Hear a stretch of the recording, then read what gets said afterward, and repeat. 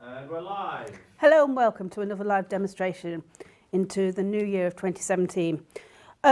So what I want to do today is just show you how just a few tools can make a really nice picture. So I'm often looking for a tool which you don't usually associate with painting or drawing, but can work in an unusual way. One of these tools is the Elegant Writer. Now these are calligraphy pens, and as they say, they're square-ended, perfect for writing. This is new and it's on an edge, so let me try again. So lovely writing, but they have quite a unusual feature, is that their ink separates. You may have seen me use them for Quink ink, but it's the same kind of principle. The ink separates. Dependent on the paper, will dependent on how much the ink will run. Now this is just standard copy paper. There's not a huge amount of run on that because the ink has attached itself to the paper. So it is important when you're using an ink and pencils and different mediums, you check out different papers because you may get an effect that you weren't expecting on the different papers. So that's copy paper, and you can see it is splitting a little, but it's also making the edges a bit hazy. So let's try on a watercolour paper, which is designed to take water and absorb and hold the pigment in a different way. So again, just make a pen mark, and let's see how differently this moves. So you can see now, because of the way watercolour paper is made and the sizing on it, how differently the ink reacts. And when I get it very wet, you'll see this ink separates into the blues, but as it dries a little bit, a pink comes out, so it's really quite exciting. So you'll see there how that moves a lot easier than it does on copy paper. So let's have a look on my final paper, which is a cartridge paper, which is the one I'm going to use to do the demonstration.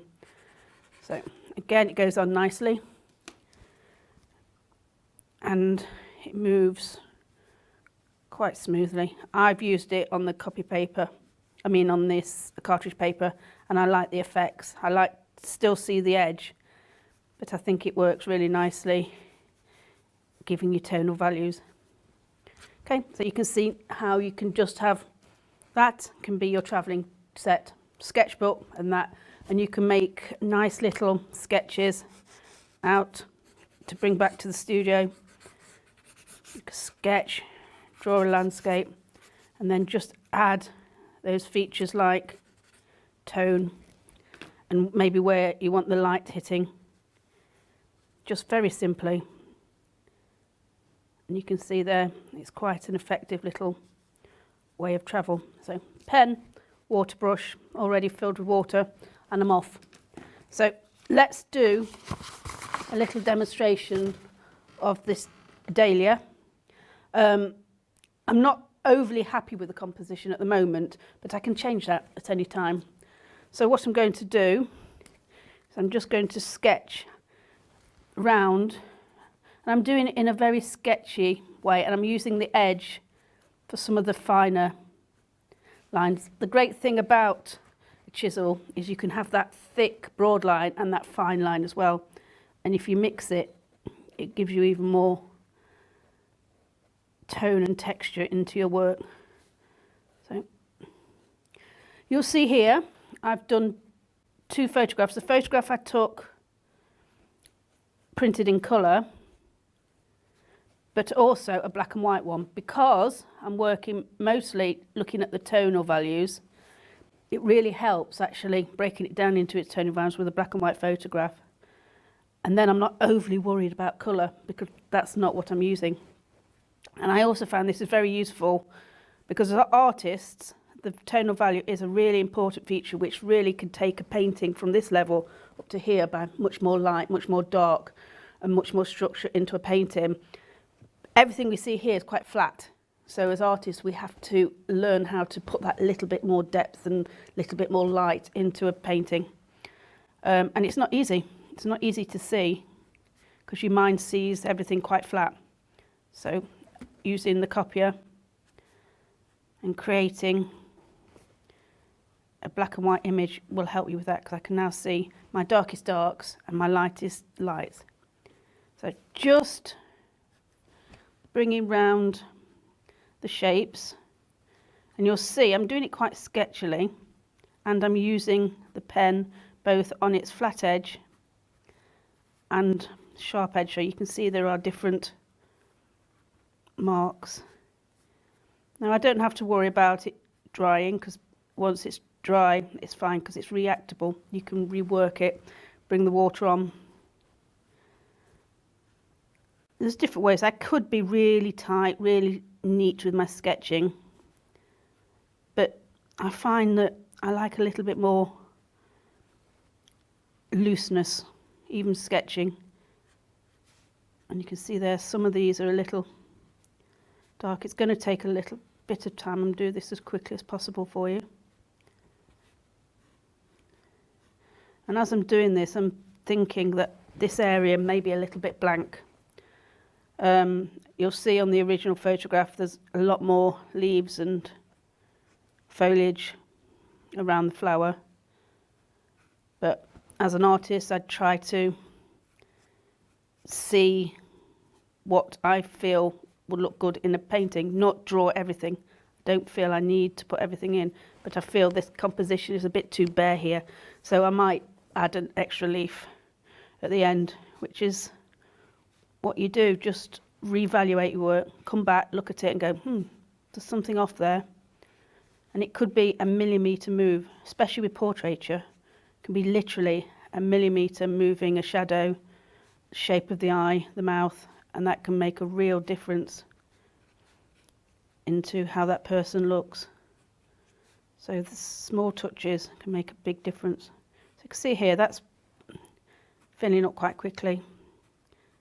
I sketched it out in pencil beforehand just to give me the idea of the structure of the flower. And I like this little green leaf here that goes across. I may need that a bit darker there, because what I want to do is make sure I can pull the pigment over. And even though I've sketched out, I'm not always sticking to the lines necessarily. Nobody has seen this picture or is expecting a completely perfect representation, especially with flowers, landscapes, that kind of thing. Portraits, obviously, you need to make the subject look very closely to what you're looking at, but with flowers or even animals, a lot of animals look very much the same. Just make sure you pick out their unique markings and things like that. But most of drawing is observation. And I did a lot of the observation in the sketching process. So all simply sketched out, just gone round, outlined with the Elegant Writer. So I think that's a good time for a break. Come back to me after a short ad break and we'll add some water and see it come to life a little bit more.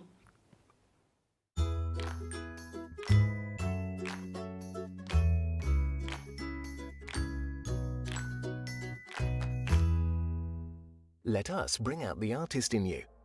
If you'd like to learn how to paint or improve your painting, the SAA, Society for All Artists, is here to inform, encourage and inspire you every step of the way. When you become an SAA member, you get so many benefits, including the free bi-monthly newsletter Paint, packed with inspiring step-by-step projects, fascinating articles, and detailed information to get your creative juices flowing. Discounts on over 13,000 art products featured on the SAA website and in the Home Shop catalogue, with free order line and free delivery in the UK mainland. A devoted SAA team on hand to answer your questions and give you the confidence and motivation you need to start painting and develop at a pace that suits you. Plus, a free welcome pack filled with gifts and practical help to get you started, as well as the opportunity to make friends with like-minded people. Best thing about being a member is the inspiration from the magazines, to be able to purchase things at a very reasonable price. Yeah, you get the reduction on all the materials, the advice you get. I can shop from home. It's a community. It seemed like a very friendly sort of organisation. If somebody's thinking of joining, don't spend too long thinking. Just join. They'll love it.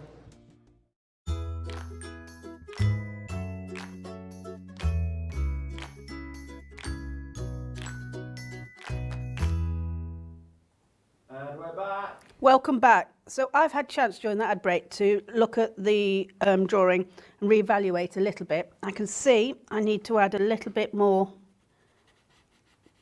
darkness under these leaves here because they make a little pocket like that. And without adding this darkness, I think it will look a little flat. Again, not overly, still very sketchily. I quite like to make a drawing look like a drawing rather than a total photographic representation, because I think this is where your character can come out. Okay, so adding these darker areas, and you can see even by doing this how much that started to strengthen the structure of the flower.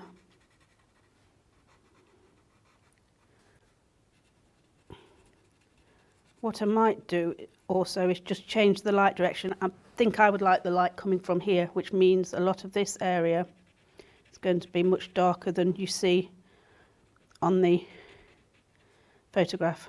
Again, it was quite flat light.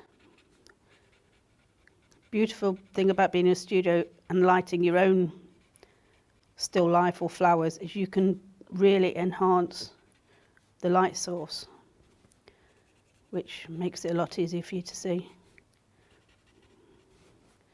So there you go, that's starting to build up. And I don't want so much over here because I want the darkness under here. I want to show that the leaves are layered on top of each other. If I had more time, I would take more time and maybe make it a little bit, think about it slightly differently and work a little slower. But I think sometimes putting a time pressure on yourself is also very useful, because it means you don't worry about some of the nitty-gritty things, and actually you can produce quite a well-balanced piece by not worrying or thinking too much about some things you would do if you're working slower and a little bit more thoughtfully. Okay, so I think that works. A bit more on here. These leaves are quite light, but I will need a little bit of darkness under there. Okay, so now I'm going to add some water, because I can always go back into it. Once it's dried, I can go back into it. You can add the pen to the marks when it's wet, but what that will do is dry up your pen. So this is, I'm using the pointy one, the rounded one. You can get a chisel end, which is quite nice. I'm just bringing the tones into the flower, and you can see there. And I'm not, again, going to be filling the whole of the area with colour. I'm going to leave some areas white. I'm thinking about my light source coming from. So the darker areas will now pick up more pigment, and you can see how I can move that. If I work on some areas and get those nice and neat and leave other areas loose, that will just make it feel a little bit more structured. Okay, tips of these are a little bit, see I'm leaving those white, but I might soften these edges a little bit more. Okay, so the light is hitting here, so I want a lot more water. Squeeze out some more water and clean my brush, because I don't want to pick up too much. For here, that's why I didn't put much extra darkness in, because I'm bringing the colour from the lines.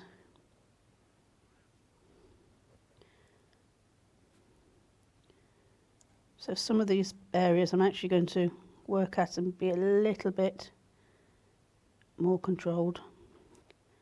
Other areas, I'm just going to let the water wash on and let it do its own thing. Okay, so now these are darker areas. I'm picking up more pigment under here. And you can see how that is starting to come together. And I've changed the light source. The light source seems a little bit from this side, but I've changed it to come down onto the flower. So I'm looking at the tones. It's using it as a reference, but I'm not following it completely because I know I've changed where the light source is coming from. Just keep thinking, the light's hitting here, so it's going to be dark underneath. So these areas, the tips may get a bit of the light, but definitely where they overlap each other is going to. So I call it seeing the light. It's really quite, it's the challenging bit of painting. And I'm leaving those white areas there. So I feel that's coming together really nicely. The pinks are just starting to come out here. And I definitely know in this bigger area here, the pinkness of this pen will come out much stronger. So keeping it simple. You can see all I'm doing is just scrubbing the brush out.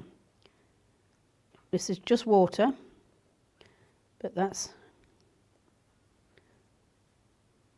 kind of a nice way to draw, a nice way to just sit and sketch. You could do this at a cafe, do people, do trees, do a landscape. Just use it into your sketchbook.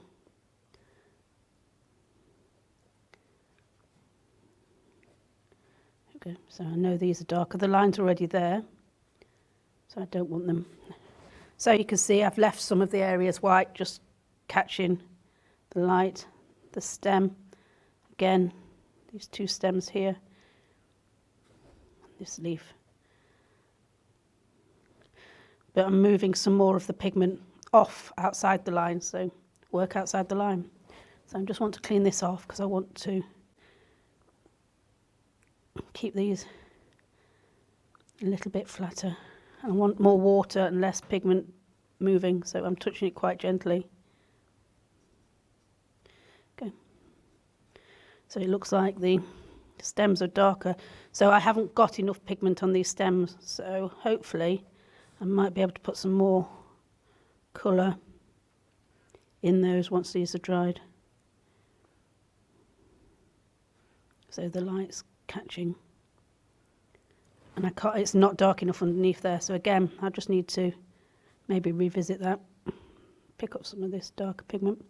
I haven't put a huge amount of pigment on here, so I may need to relook at that. So pushing it down into the leaf. And you'll notice that I try and make the brush work and move in the direction of the leaf. Same with fur or hair. If you do it in the direction of the fur, same here, because the leaf veins go down. So if you do it that way, you kind of add structure to it. So that was pretty quick, pretty simple. I can see areas that I would need to work on, possibly a little bit more darkness in here, but I need to let that dry a little bit more and then maybe work on this area. But you can see how simple it is with very few tools and really quite quickly. So try it for yourself. Try whatever pens you've got and see if they will move with water. Just above all, have fun and join me later in the week for another live demonstration.